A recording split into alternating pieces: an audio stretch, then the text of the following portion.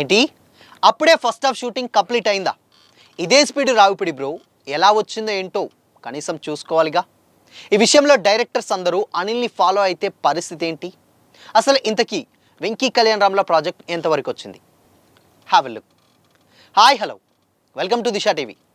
టాలీవుడ్లో ఎస్ఎస్ రాజమౌళి తర్వాత అపజయ మెరుగని డైరెక్టర్ ఎవరన్నా ఉన్నారంటే అది అనిల్ రావిపూడి మాత్రమే. వరుస సక్సెస్లతో హిట్ మిషన్ అనేటువంటి పేరు తెచ్చుకున్నారు. ఒక్క సినిమా తీయడానికి ఏళ్లకేళ్ళు టైం తీసుకుంటున్నటువంటి ఈ రోజుల్లో అనిల్ సంవత్సరానికో సినిమా చేస్తున్నారు. ఎంత పెద్ద హీరో అయినా సరే తక్కువ డేట్స్లో సినిమాని కంప్లీట్ చేయడం ఆయన స్పెషాలిటీ. సెట్స్ మీదకి వెళ్ళడానికి ముందే అన్ని పర్ఫెక్ట్గా ప్లాన్ చేసుకున్నటువంటి రావిపూడి ఒక్కసారి సినిమా పట్టాలెక్కిన తర్వాత షూటింగ్ని పరుగులు పెట్టిస్తారు. ఇప్పుడు వెంకీ అనిల్ సినిమాని కూడా అదే స్పీడ్తో కంప్లీట్ చేస్తున్నారు.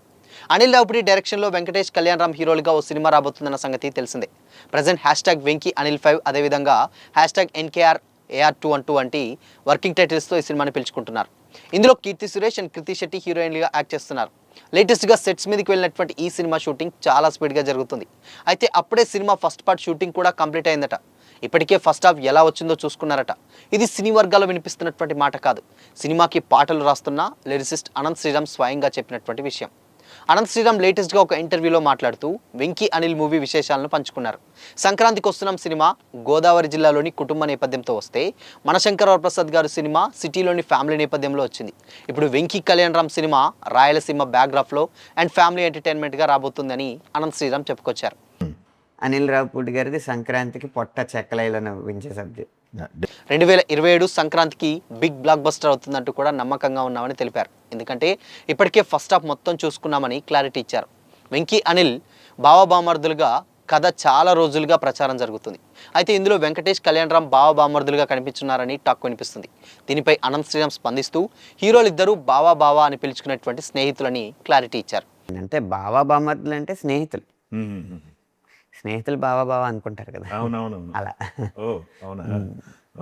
వెంకీ అనిల్ సినిమాని జూన్ 18న పూజా కార్యక్రమాలతో స్టార్ట్ చేశారు. జూన్ 22 నుంచి రెగ్యులర్ షూటింగ్ కూడా మొదలైందని రావిపూడి రక్తంతో విజయతిలకం దిద్దినటువంటి టీం అంటూ ఓ వీడియో ద్వారా ప్రకటించారు.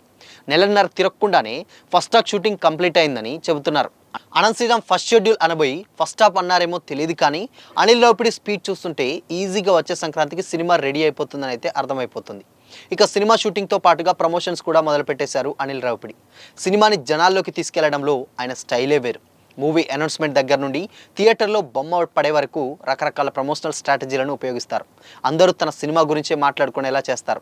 ఇప్పుడు వెంకీ కళ్యాణ్ రామ్ మూవీ విషయంలోనూ తనదైన స్టైల్లో పబ్లిసిటీ చేస్తున్నారు.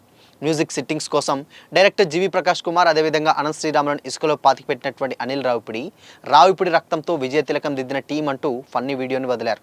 సంక్రాంతికి ఇంకా 5 నెలల టైం ఉంది కాబట్టి ఈ గ్యాప్లో ఎలాంటి కత్తి లాంటి ప్రమోషన్స్ చేస్తారో చూడాలని ఫ్యాన్స్ ఈగర్గా వెయిట్ చేస్తున్నారు. అనిల్ రావిపూడి ప్రత్యేకమైనటువంటి ప్రమోషన్ స్ట్రాటజీలు పాటిస్తుండడం వలన సినిమా పట్ల ఆడియన్స్ ఎక్స్పెక్టేషన్స్ ఒక రేంజ్లో అయితే పెరిగిపోతున్నాయి. అయితే స్టిల్ ఇప్పటివరకు కూడా నెలన్నర తిరిగే లోపల సినిమా కంప్లీట్ చేశారా ఫస్ట్ హాఫ్ అంటే ఎస్, డెఫినెట్గా అవుననేటువంటి సమాధానం వినిపిస్తుంది. ఎందుకంటే అనుకున్నటువంటి డేట్స్లలో ఏదైతే మనశంకర్ వరప్రసాద్ గారి సినిమా ఉందో అనుకున్న డేట్ కంటే ఇంకో 20 days ముందే సినిమాని చేసాడట అనిల్ రావిపూడి. సో అలాంటి స్ట్రాటజీస్లలో డెఫినెట్గా ఆయన చాలా పక్కా ప్లాన్ తోటి అండ్ బడ్జెట్ని కూడా సేవ్ చేస్తూ ప్రొడ్యూసర్స్కి చాలా ప్లస్ చేస్తూ ఉంటారు. సో అందుకోసమనే కలెక్షన్స్ ఎలా వచ్చినా ఆ పెట్టినటువంటి అనుకున్నటువంటి బడ్జెట్కి తక్కువలోనే సినిమా ఇవ్వడం ద్వారా అక్కడ ఇంకా ప్రొడ్యూసర్ చాలా సేఫ్ అయిపోతాడని గతంలో శిరీష్ చెప్పినటువంటి మాటలు కూడా ఇప్పటికీ సోషల్ మీడియాలో వైరల్ అవుతూనే ఉంటాయి.